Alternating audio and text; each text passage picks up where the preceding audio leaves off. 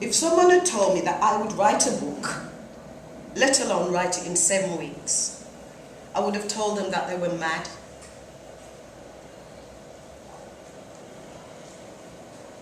I wrote 65,000 words in 6 weeks book, with a little bit of playing. I said 7 weeks in here.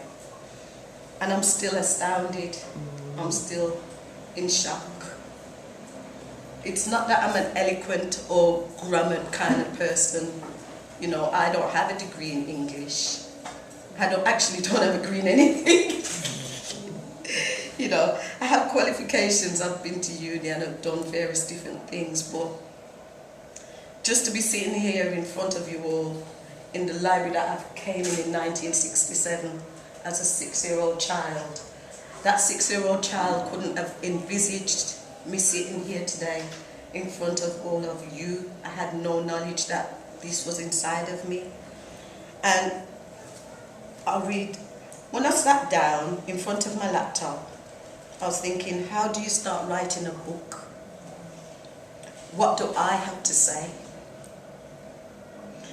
My inner voice said, start with you. I knew I had stories inside of me, deep down inside. I've been saying it for 20 years as a joke. It wasn't really a full serious thing. But my stories wanted to be born. As soon as I put my fingers on the key, it took its own, started. The stories wanted to come out. My stories didn't even want to come out in order. As soon as I was writing one story, another story presented itself. Remember me, remember me, remember me. And what I want to say to all of you is that I'm not exceptional. I come from around here, drank the same water, run up and down the same streets. Each and every single one of you have greatness within you.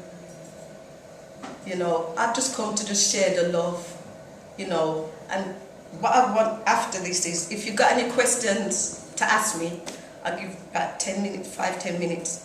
What time is it? 30 minutes. 30 minutes. Okay, so if I can give about 5 minutes to do that, and then I'll sign some books for anyone who's interested. So if you want to ask me any questions, please feel free. Don't be shy.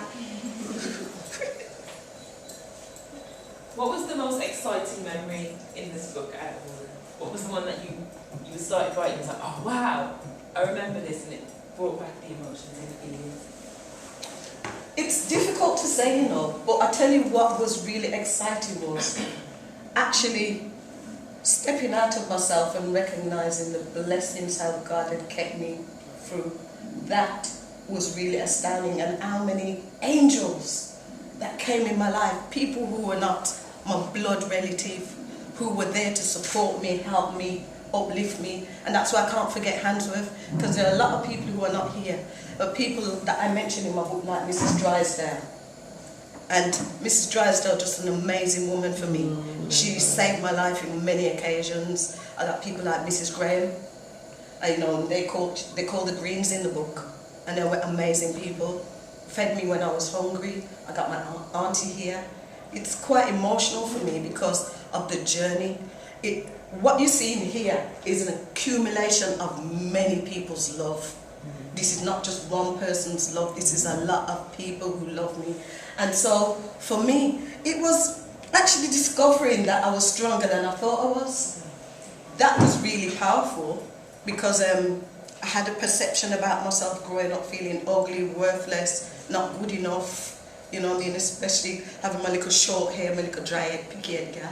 You know what I mean? And being called all those kind of names and 4 eyes and all those things that, even though I fight people, if you say that to me, I'll punch you up and knock the hell out. Everybody know that with me. But the thing is, it didn't mean that it didn't hurt. And there were lots of scars and lots of pains. And I started to recognize while reading this book that there were some great things inside of me that I didn't recognize. There were some great people that surrounded me. And it actually made me, when I started reading the book, get the bus, come down to Handsworth and just take a nostalgic trip and find the people that I needed to find, and stop saying, oh, I'm going to visit this person. Because that was what it taught me too. It taught me that Don't sit there and wait and say you're going to visit people, because the rate that people are going, you don't know who's going to be around, and it don't matter the age of the person. If you think about people, go find them and tell them you love them. If they've been there for you, let them know that you love them. Don't just buy them flowers when they have gone. Malicious chat. False. Yeah. You know, for me, it's about love. Watch your mouth. It's about love. Alright, Amelia. The false evidence appearing real is fear. Fear. False evidence appearing real. You know, fear. For me now, even the things that I feared, I was scared to write some stuff in there, you know, because I opened up a lot about my life, and I was really scared. I'm a baby sister over there. Well, I'm going to announce her for sure. She's Jade in the book. See that? That's my baby sister over there. Now, listen. If you read how me and my baby sister was, you wouldn't have thought that we are the people who we are today. Yes. My sister's the one who, when I was scared to write certain things, I phoned her. She cracked me up sometimes. She phoned me and she said, I'm a born yet. She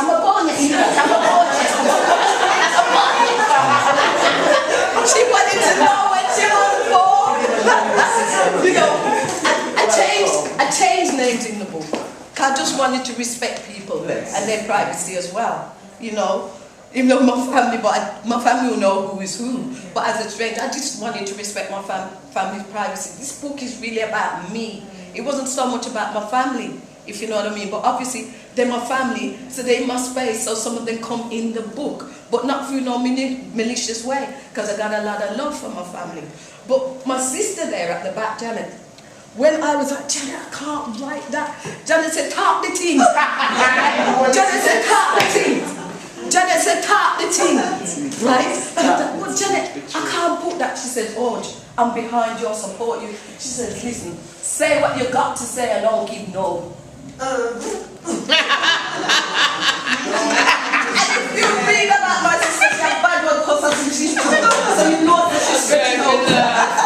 She said, talk the thing. You know what I mean? And I've got to salute my sister because she's been there for me. You know what I mean? My auntie, she's given me an interest in being literary because my auntie reads books.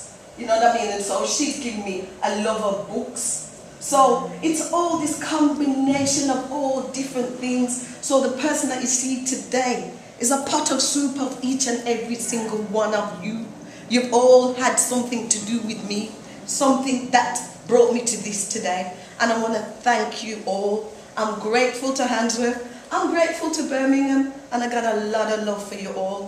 And I want to send you all love, light and upliftment.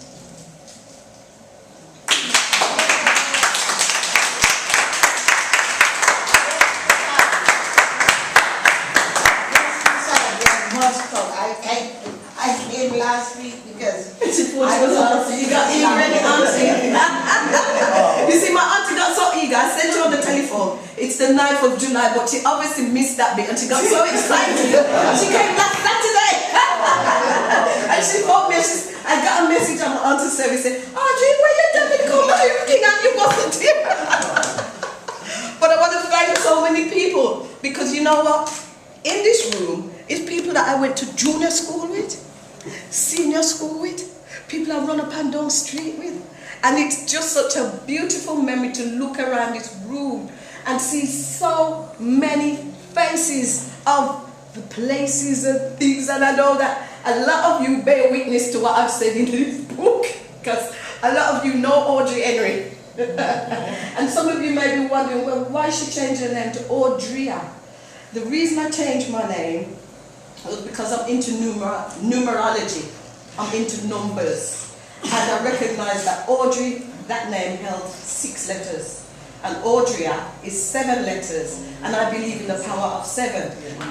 Right? So that's to clarify that because this Andreia Josephs, and then when they look, they say, I'm not Audrey Henry that. You know what I mean? So I want people to know that. Plus I'm married, so I'm Mrs. Joseph.